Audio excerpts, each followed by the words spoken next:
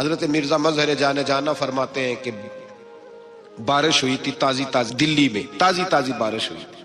ایک بابا لکڑی کے جوتے پہنے کھڑا ہوں، اللہ اللہ اللہ، اسی کسی دے کچھ بھی نہیں لگ دے، نہ کوئی ساڈا دردی. بابا مست ہو کے جا رہا ہے، اللہ اللہ کرتا جا رہا. ایک طوائف اپنے کوٹھے سے اتر کے تو سیڑھیوں پہ بیٹھی تھی، ساتھ اس کا یار بھی بیٹھا تھا. بابا اپنی مستی میں جا رہا ہے تو بابا جی کے پیروں سے کچھ مٹی اڑی تو اس عورت کے کپڑوں پہ پڑ گئی. پرواہ نہیں، بزرگ گزر رہے. وہ یار اس کا دوڑا ہوا آیا، اس نے آ کے تھپڑ مارا. کا خیال نہیں سارے اس کے کپڑے آلودہ کر دیے، تو کدھر، تیرا دماغ نہیں ٹھیک؟ بابے نے نظر اٹھائی، کہا بیٹے میں نے دیکھا نہیں، چل اللہ تیرا بھلا کرے، تو نے بدلہ لے لیا. بابا جی چپ کر کے وَإِذَا خَاطَبَهُمُ الْجَاهِلُونَ قَالُوا السَّلَامَ، چپ کر کے گزر گئے. ٹھنڈ کا موسم تھا، بارش تازہ ہوئی تھی، حلوائی دودھ کاڑ رہا تھا. اس نے بٹھایا بابا جی کو پھٹے پہ، پیالہ پکڑا، دوڑ کے آگے بڑھا. بزرگ آ گئے، آئیے بیٹھیے. دودھ کا گرم گرم پیالہ شکر ڈال کے دیا. بابا جی نے دودھ پیا، پھر نظر جھکی، پھر رنگ بدلا. کہنے لگے مالک تو کتنا بے نیاز ہے، کہیں تھپڑ مرواتا ہے، کہیں دودھ پلاتا ہے. تیری بے نیازی ہے نا، ادھر تھپڑ مروایا، یہاں دودھ پلایا، تو ہی جانتا ہے تیرے رنگ کیا ہے. ابھی بابا وہیں بیٹھا تھا، دوڑے آئے پیچھے سے لوگ، شور ہوا. بابے کو دبوچ کے وہاں لے گئے جہاں اس نوجوان نے تھپڑ مارا تھا. کہا تو اللہ کا بندہ ہے، اللہ کے بندے بد دعا تو نہیں دیتے. ہوا کیا؟ کہ تو نے بد دعا دی ہے؟ کہا نہیں دی، بات بتاؤ. کہنے لگے اس نے تجھے تھپڑ مارا ہے، چھت پہ چڑھا ہے، پیر پھسلا ہے، گردن کے بل گرا ہے، منکا ٹوٹ گیا، مر گیا ہے، تو نے بد دعا دی ہے. بابا جی کہنے لگے یار میں نے تو دوسرا لفظ بھی نہیں کہا، بھلا ہو کہہ کے گزرا ہوں، میں نے نہیں بد دعا دی. کہ تو نے دی ہے تبھی تو مر گیا. کہا نہیں دی. کہا بابا تو بزرگ آدمی ہے، سچ بول. تو بابا جی کہنے لگے سچ سنو. پھر میں آ رہا تھا، میرے پیروں سے مٹی اڑی، اس کے یار کے کپڑوں پہ پڑی، اسے برا لگا، اس نے مجھے مارا.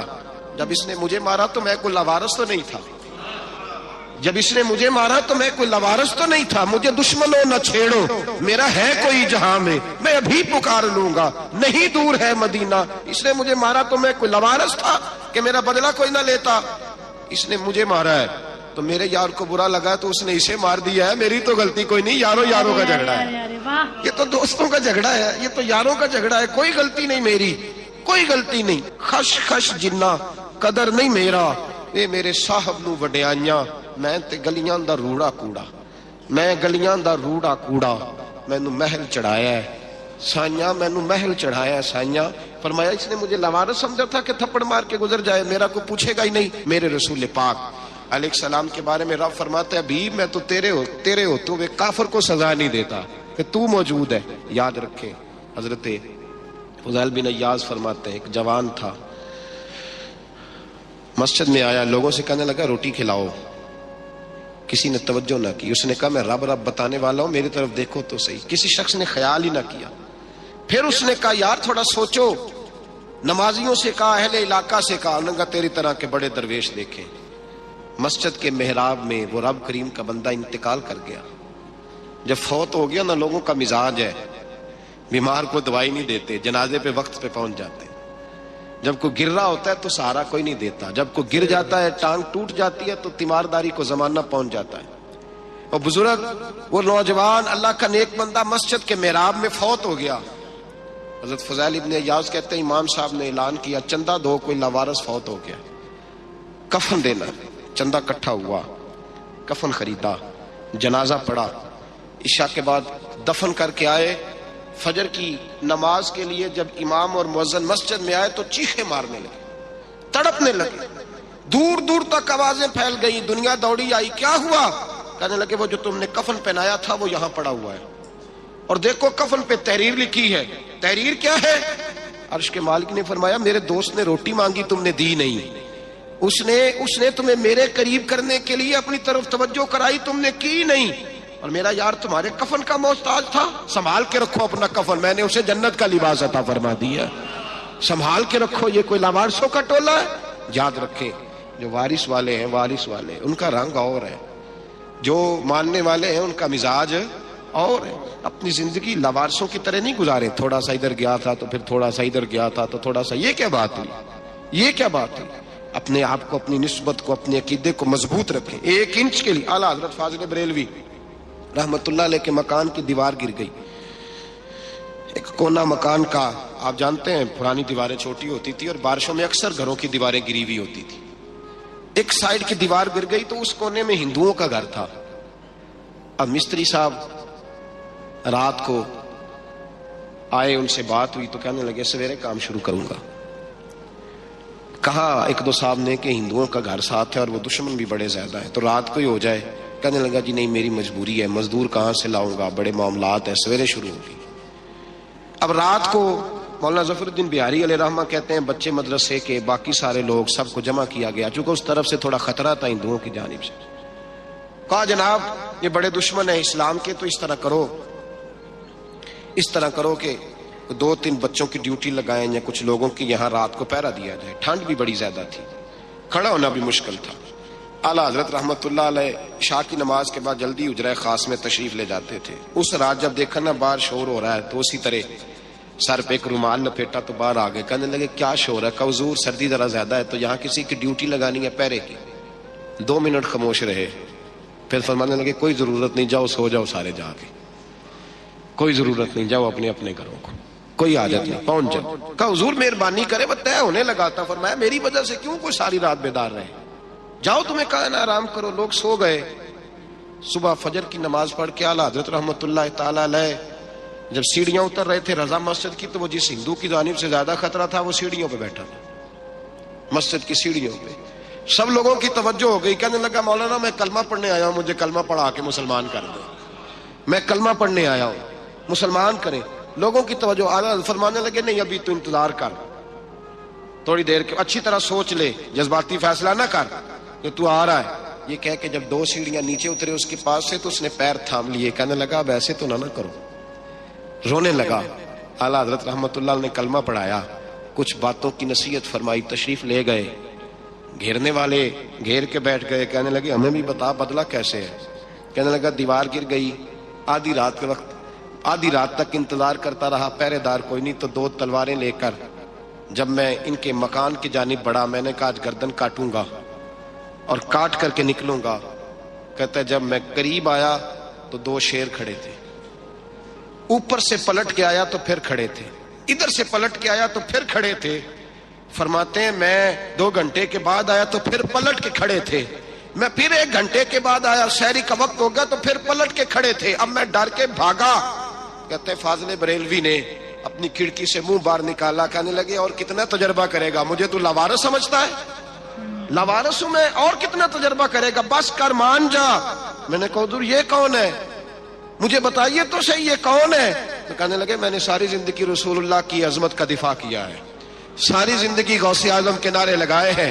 ابھی تو یہ مدد صرف غوث پاک جیلانی کی بھیجی ہوئی ہے، ابھی تو غوث اعظم کی بھیجی ہوئی مدد ہے. مولا علی ابھی پیچھے ہیں، 2 جہاں کے محبوب ابھی اس سے پیچھے ہیں، وہ تو ابھی پیچھے ہیں، پیچھے کھڑے ہیں کہ ضرورت پڑی تو ہم بھی تیار بیٹھے ہیں. او بھائی آج رواج ہو گیا، رواج. میں نے 2-4 دن پہلے بھی کہا تھا، لوگ کہتے ہیں نہیں کوئی نہیں ضرورت، سامنے سارا کچھ نظر آ رہا ہے. او خدا کے بندو یاد رکھو نسبت ہے بڑی چیز، جانے تگو دو میں.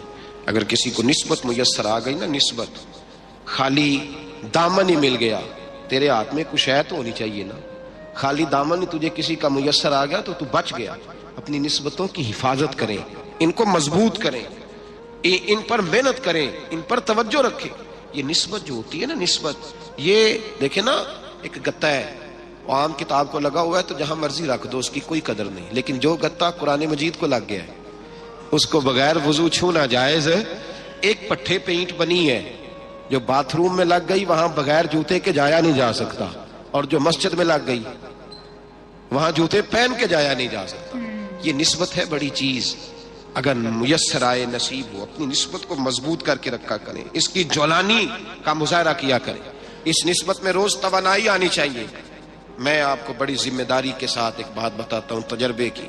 ہمیں جتنا کسی نے آ کے کہا ہے نا نسبت کے خلاف، ہماری نسبت اس سے زیادہ مضبوط ہوئی.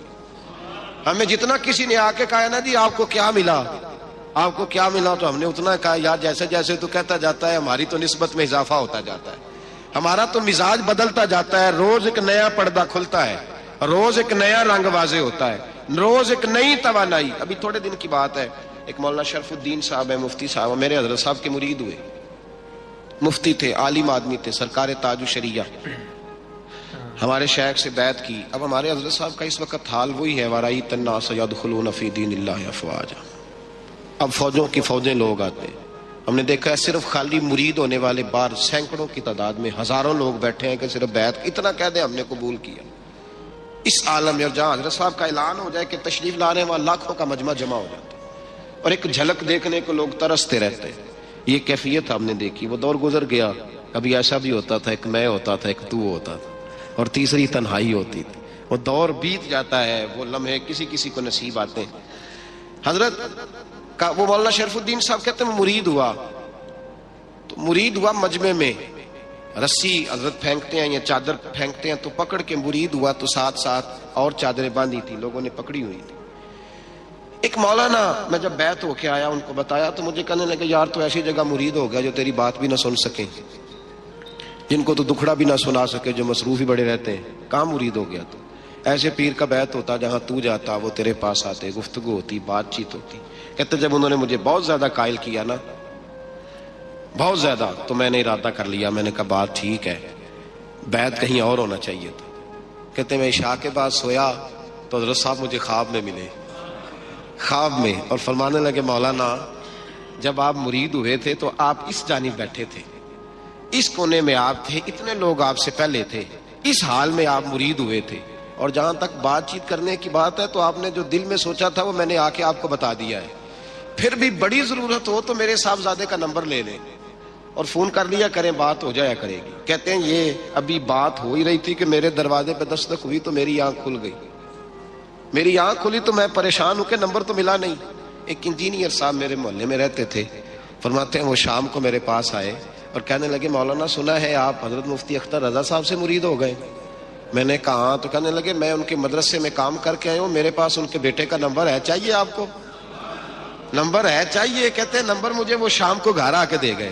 اب جب میں آستانہ نور پہ بریلی شریف ملنے کے لیے حاضر ہوا تو میرے دل میں خیال آیا، جب میں اندر گیا نا تو میرے دل میں خیال آیا حضور خواب جو آئی تھی اتنی بھی جلدی کیا ہے، ذرا ٹھہر جائیے، آپ ملے جو تھے تو صاحب نمبر بھی دے ہی جاتے۔ میرے دل میں خیال آیا تو السلام علیکم کے بعد حضرت کہنے لگے مولانا مجھے تو جلدی کوئی نہیں تھی، آپ کے دروازے پہ دستک ہو گئی تھی، مجھے تو کوئی جلدی نہیں تھی، آپ کا دروازہ بجنے لگا تھا، مجھے تو جلدی کوئی نہیں تھی لوٹنے کی۔ ہر مشکل دی کنجی یارو ہاتھ مرداں دے آئی، اور مرد نظر کرے جس ویلے مشکل رہے نہ کائی۔ بس لوگوں یہ یاد رکھو اور اس پہ عمل کرو، اپنی نسبتوں کو مضبوط کریں۔ ہمارا تو جیسے دن کا اجالا چمکتا ہے نا، چمکتا ہے دل کا اجالا، جیسے نیا دن چڑھتا ہے ہمارے لیے تو ایک نئی روشنی لے کے آتا ہے۔ اپنے آپ کو بیدار رکھیں۔ سورج اگر باہر پورا نکل آئے نا تو جو آدمی آنکھیں زور سے بند کر لے اسے کوئی شے نظر نہیں آتی، پورا سورج نکلا ہوا بھی ہو۔ سورج اسے نظر آئے گا جس کی اپنی آنکھیں بھی کھلی ہوں گی۔ تو آنکھیں نہیں کھول رہے تو آنکھیں نہیں کھول رہے، آنکھیں یہ شکوہ آنکھیں نہ کھولنے کا ہے، آنکھیں نہیں کھول رہے تو سورج کیسے نظر آئے گا؟ بات ذرا سخت ہے پر چلو آپ میرے عزیز ہیں کر جاتا ہوں۔ ملا رومی رحمت اللہ تعالی علیہ فرماتے ہیں مجھ سے ایک شخص نے کہا کہ نبی پاک صلی اللہ تعالی علیہ وسلم اگر سراجم منیرہ ہے تو نظر کیوں نہیں آتے؟ تو میں نے کہا الو اگر آنکھیں بند کر لے تو اسے کوئی شے نظر نہیں آتی، آنکھیں بند کر لے تو اسے کوئی شے نظر، تو آنکھیں تو کھولنا، آنکھیں کھول۔ یہاں میں اپنے کمرے میں یوں پردہ آگے کر کے لائٹ بند کر کے باہر شور مچاؤں سورج کوئی نہیں سورج کوئی نہیں، تو مجھے کوئی بندہ کہے گا پاگل اس طرح کر، باہر نکل، ادھر آ تجھے دکھاؤں سورج ہے کہ نہیں، تیری تو اپنی آنکھیں بند ہے۔ اقبال کہتے ہیں دل بینا بھی کر خدا سے طلب، آنکھ کا نور دل کا نور نہیں، اندر کی آنکھیں کھول، اندر اتنا اندھیرا ہے تو باہر کیسے نظر آئے گا؟ تو لوگ آنکھ ہی نہیں کھولتے، دائیں بائیں دیکھتے رہتے ہیں۔ نسبت کو مضبوط کریں۔ رب تو فرماتا ہے حبیب تو موجود ہے تو میں کافر کو بھی عذاب نہیں دیتا۔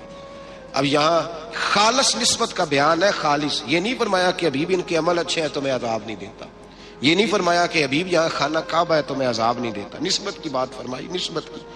یہ نہیں فرمایا کہ حبیب یہاں روز طواف ہوتا ہے تو عذاب نہیں دیتا، یہاں تلاوت ہوتی ہے تو فرمایا حبیب تو ہے اس لیے میں انہیں عذاب۔ مدینے میں کبھی زلزلہ نہیں آیا، پتہ ہے آپ کو؟ اس لیے نہیں آیا کہ وہاں میرے مصطفیٰ کا گنبد خضرا ہے۔ کوئی فصل وہ بیجتے نہیں، کوئی فصل بوتے نہیں، وہ کوئی فصل بھی، لیکن دنیا کی ہر شے آپ کو مدینے میں ملتی ہے۔ جو سب سے اچھا پھل کھانا چاہے اسے مدینے میں جا کے ملتا ہے، اس لیے کہ وہاں گنبد خضرا کی ہریالی موجود ہے۔ دنیا کی ہر نعمت ملتی ہے اس لیے کہ گنبد خضرا جو موجود ہے. تو بھائی یہ نسبتوں کی بات ہے، نسبتوں کی.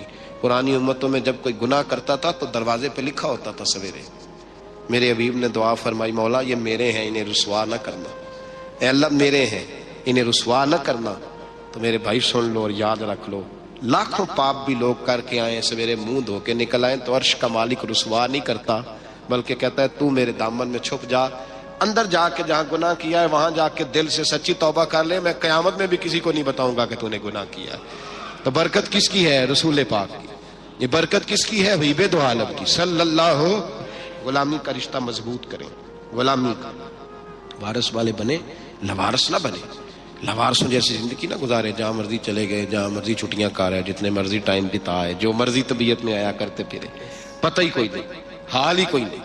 یہ کوئی کیفیت نہیں ہے کوئی بھی. مجھے ایک صاحب کہنے لگے کہ ایک پیر بھائی پوچھ رہا تھا حضرت صاحب کا حال کیا ہے. میں نے آج کے بعد اس نے تجھ سے پوچھا تو بالکل نہ بتانا.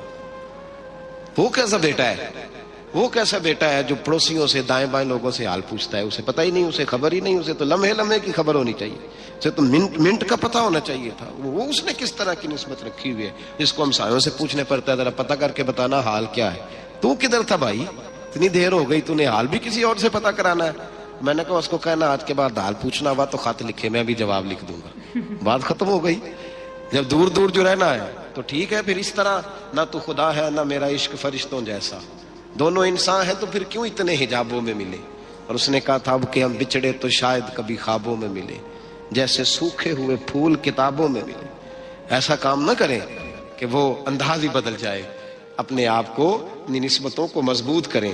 اللہ تبارک و تعالیٰ سے دعا اور التجا ہے کہ اللہ کریم ہمیں نسبتوں کی مضبوط. اگر آپ کو یہ ویڈیو اچھی لگی ہو تو ہمارے چینل کو سبسکرائب کریں اور بیل آئیکن ضرور دبائیں تاکہ ہماری ہر آنے والی نئی ویڈیو سب سے پہلے آپ تک پہنچے. لائک کریں، شیئر کریں اور کمنٹ باکس میں اپنی رائے کا اظہار ضرور کریں. Thanks for watching.